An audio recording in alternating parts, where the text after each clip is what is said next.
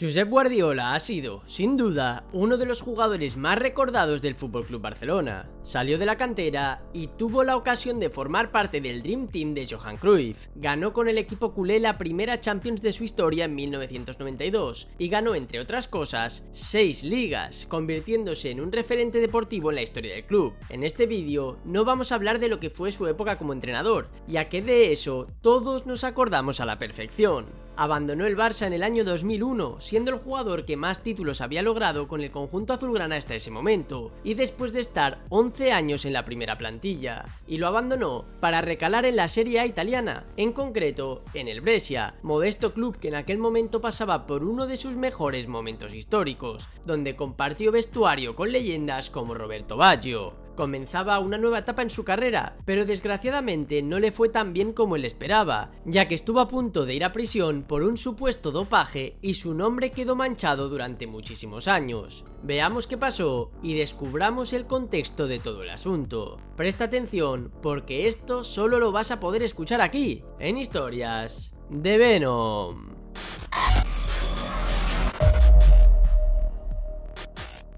Tras su gloriosa etapa en el Barça, Guardiola, como muchos otros deportistas, buscó un equipo de un nivel más bajo para poder seguir jugando al fútbol de manera habitual. En el Barça, la exigencia es máxima y llegó un momento en el que Pep no disponía de todos los minutos que a él le gustarían. Así pues, fichó por el Brescia y debutó el 14 de octubre del 2001. Pero su felicidad y su ilusión en el club italiano duraron realmente poco, ya que apenas una semana después empezaron los dolores de cabeza. Pep dio positivo en un control antidoping por supuesto consumo de nandrolona tras el partido Piacenza-Brescia. Y si eres joven, probablemente nunca hayas escuchado hablar sobre la nandrolona, pero básicamente es una sustancia que tiene las mismas propiedades que la hormona masculina, es decir, incrementa la síntesis de proteína y potencia la masa muscular. Básicamente hace que el tamaño y la fuerza del músculo aumenten. En el deporte está totalmente prohibida ya que incrementa el rendimiento y por tanto te hace jugar con ventaja. Es especialmente usada en deportes como la natación, el atletismo y la halterofilia, pero en el fútbol de los años 90 y 2000 también era habitual que los jugadores se doparan con esa sustancia. Tras ese primer dopaje y mientras se analizaba el caso, Guardiola pudo seguir jugando sin saber que estaba siendo investigado, así que tras un partido contra la Lazio que se jugó el 4 de noviembre de ese mismo año, Guardiola volvió a ser citado para realizar un segundo control antidoping, y de nuevo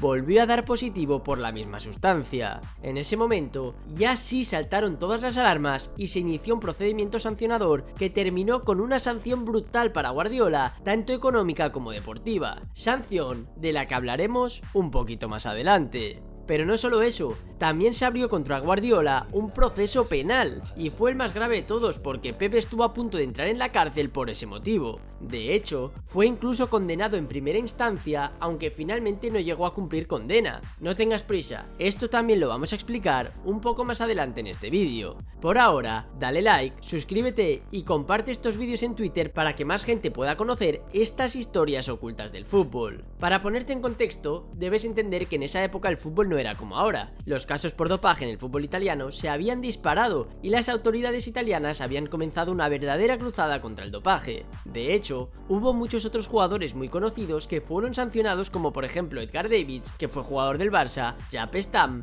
que era un mítico central, o Fernando Couto, y Guardiola solo era una estrella más acusada de hacer trampas.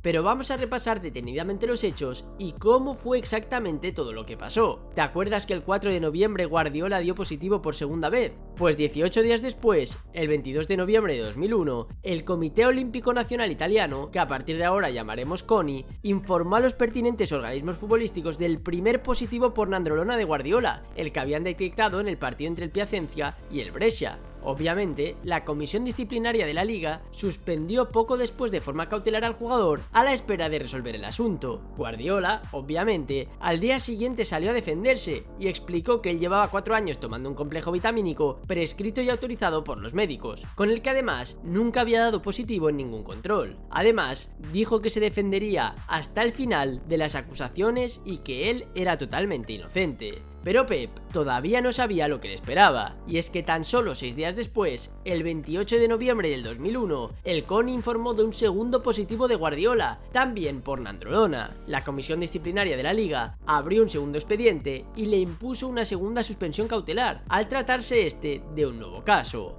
Como parte del proceso, se debía realizar un contraanálisis, y así fue que el día 6 de diciembre de ese mismo año, Guardiola asistió al laboratorio antidopaje de Roma, propiedad del CONI, al contraanálisis de su primer positivo, acompañado por 2 peritos holandeses, el médico del Brescia, su abogado y su representante.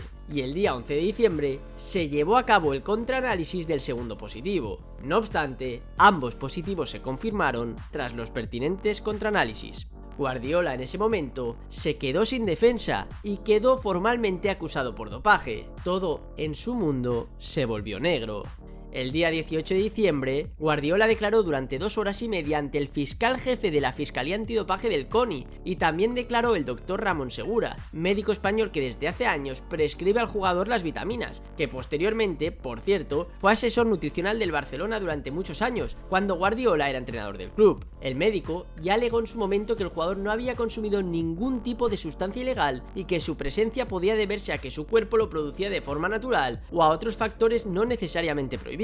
Los argumentos no convencieron para nada a la Fiscalía Antidopaje del CONI, que decidió denunciar a Guardiola ante la Comisión Disciplinaria de la Liga Profesional Italiana y proponer 1 año de suspensión para Guardiola por los 2 positivos por nandrolona. Si condenaban o castigaban a Pep con 2 años sin jugar, obviamente su carrera se iba a terminar y su nombre iba a quedar manchado para siempre. Así que Guardiola decidió defenderse con uñas y dientes en la sesión final que se celebró sobre este tema el 24 de enero de 2002. Finalmente, suspendieron al jugador por 4 meses y le impusieron una multa de 50.000 euros. Las reacciones a esta decisión no se hicieron esperar. Pep, visiblemente afectado, anunció que recurriría a la suspensión ante el Comité de Apelación de la Federación Italiana de Fútbol, y a su vez, el fiscal federativo anunció que también iba a recurrir. Nadie salió contento de la comisión disciplinaria. Unos querían más castigo y Pep quería salir inocente porque así es como él se declaraba. Y Guardiola puede tener muchos defectos, pero también tiene algunas virtudes, y una de ellas es que es bastante cabezón,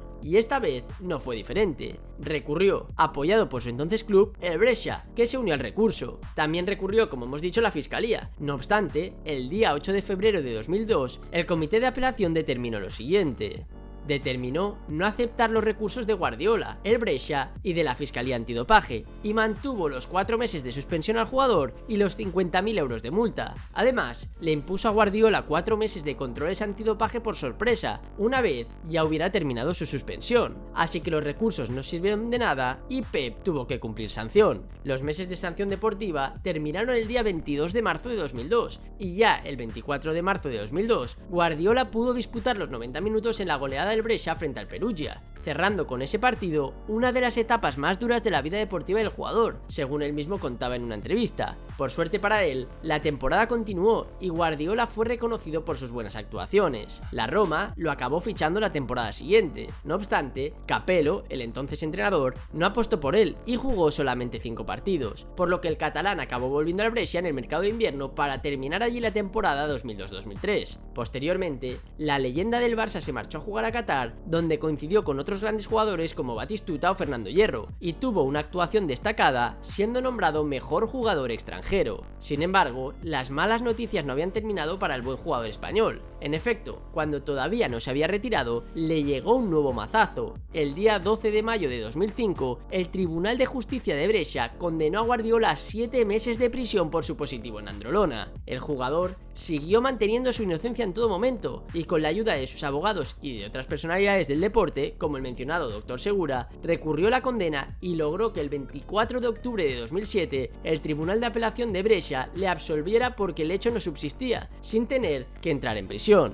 Se puso en duda el procedimiento llevado a cabo por la conservación y análisis de las muestras, y se puso de manifiesto que incluso algunos medicamentos que eran totalmente lícitos podían contener rastros de esa sustancia. El abogado de Pep dijo: En la sentencia ha sido muy importante el hecho de que hemos podido demostrar que los análisis realizados por el Laboratorio Antidopaje del Comité Nacional Olímpico Italiano no eran del todo creíbles. Finalmente, tras varios años de lucha, el jugador pudo celebrar que la justicia penal lo declarara inocente y levantara la amenaza de la pena de cárcel. Las declaraciones que hizo Pep después de todo eso no dejaban lugar a dudas. Cuando uno tiene razón, debe luchar contra el mundo. Los tribunales deportivos deben entender que uno no es culpable hasta que se demuestre lo contrario. Y a pesar de que la causa deportiva fue otra vez reabierta por el Comité Olímpico Italiano en julio del año 2009, finalmente el caso fue cerrado para siempre en el mes de septiembre del mismo año, quedando Josep Guardiola definitivamente absuelto de cualquier tipo de acusación, como confirmó el mismo Comité Olímpico Italiano.